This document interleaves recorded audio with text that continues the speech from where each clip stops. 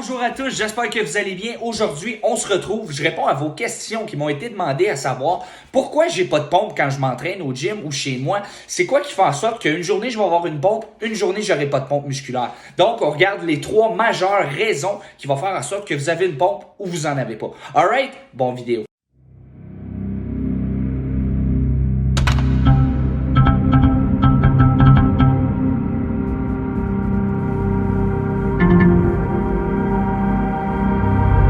Donc, aujourd'hui, ensemble, on va regarder les trois majeures raisons qui font en sorte que vous n'avez pas de pompe musculaire lors de votre entraînement. En fait, là, je vous dirais, là, ça fait un 5-6 ans justement que je m'entraîne. Plus sérieusement, je vous dirais un bon 4 ans où ce que j'ai vraiment une diète, où ce que je m'entraîne, où ce que justement je m'entraîne dans un objectif en particulier. Ceci dit, dans ces 4 à 6 années-là que je m'entraîne, c'est certain qu'il y a des jours au gym où ce que j'ai pas eu de pompe musculaire.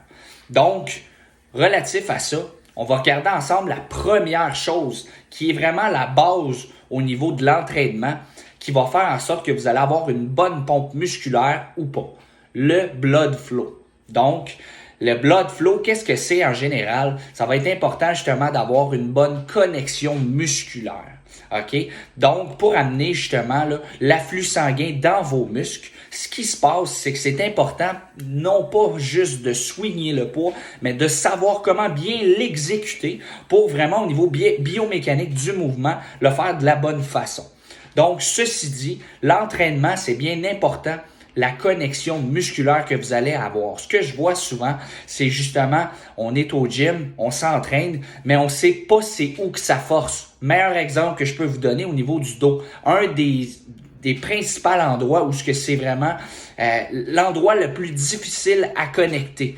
Donc, souvent, ce qui arrive, c'est que je vois des personnes qui font du dos, mais qui sentent aucunement le dos. Donc, relatif à ça, ça va être important de se mettre dans notre dos puis de le sentir contracter, puis c'est là justement que ça va vraiment vous aider à titre de pompe musculaire. Même chose que ce soit au niveau du dos, du biceps, des jambes, le blood flow est causé par une connexion musculaire qui a été soit prononcée ou bien exécutée.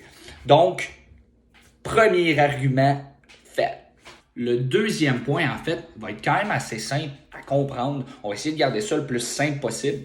Donc, en fait, au niveau là, de l'hydratation. L'hydratation, c'est vraiment la base au niveau de la santé en général, au niveau de la nutrition et tout. D'avoir un bon 3 à 4 litres d'eau par jour va vous aider au niveau de l'inflammation, va vous aider au niveau de la santé en général, va vous aider au niveau de votre digestion, va avoir plein de bienfaits. L'eau est vraiment la base de la santé. En fait, c'est un peu cliché de dire ça, mais c'est la vérité. Donc, l'eau est un must au niveau là, de la santé en général. Relatif à ça, c'est certain que ça va influencer votre pompe musculaire aussi. Si vous regardez, lorsque vous prenez de l'eau dans une journée ou vous n'en prenez pas, la pompe, ça ne sera pas la même chose parce que l'eau va amener un afflux au niveau de vos macronutriments, micronutriments dans le système en général. Ce qui fait en sorte là, que ça va aider, c'est un transport en fait qui va se faire avec l'eau de vos macronutriments, vos micronutriments à travers votre système. Donc, va aider, va influencer votre pompe musculaire. Donc, ceci, c'était de prendre conscience que l'eau a un énorme impact au niveau de votre pompe. Relatif à ça aussi, c'est certain que le sodium va avoir une influence aussi. Donc, d'avoir un minimum de sodium dans votre nutrition va avoir des bienfaits justement, étant donné que ça agit comme électrolyte. Donc, ce qui va acheminer, encore une fois, aussi aider à acheminer les micronutriments dans votre système en général. Relatif à ça, on peut utiliser l'exemple aussi de ceux qui font des compétitions qui augmentent. Compétition, je parle de des stage bodybuilding, disons.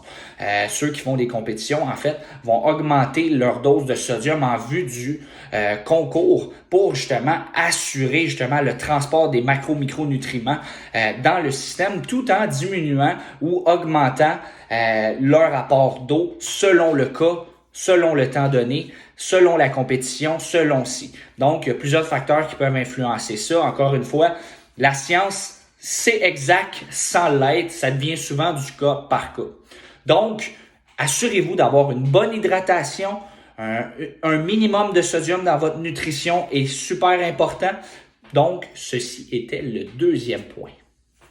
En conclusion, en fait, merci d'avoir été là aujourd'hui. Je répète que, de 1, la connexion musculaire que vous allez avoir durant votre entraînement est super importante. De comprendre pourquoi on exécute un mouvement de cette façon-là et de sentir vos muscles en contraction lors du mouvement vont vous amener justement à aider votre pompe musculaire, puis vous allez avoir plus de gains musculaires de cette façon-là par le fait même.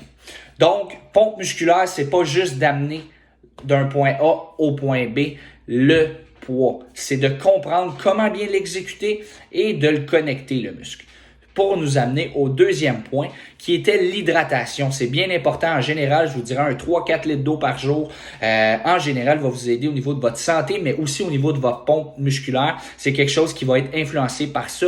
Le sodium va avoir un impact aussi relatif à votre pompe. Ça, c'est certain. Ceci nous amenait au troisième point. Le troisième point, super important, d'avoir une récupération optimale entre vos entraînements dans l'optique de bâtir du muscle et dans l'optique d'avoir une pompe optimale. Donc, j'espère que ça va vous aider justement dans le futur avec l'objectif d'avoir plus de pompes ou de bâtir plus de muscles, que ce soit pour les hommes, les femmes, ça s'applique aux deux personnes en général. Donc, j'espère que mes conseils vous ont aidé. N'hésitez pas à me poser des questions en fait sur My Self Training Nutrition et follow si tu veux en savoir plus éventuellement. Alright? Ciao!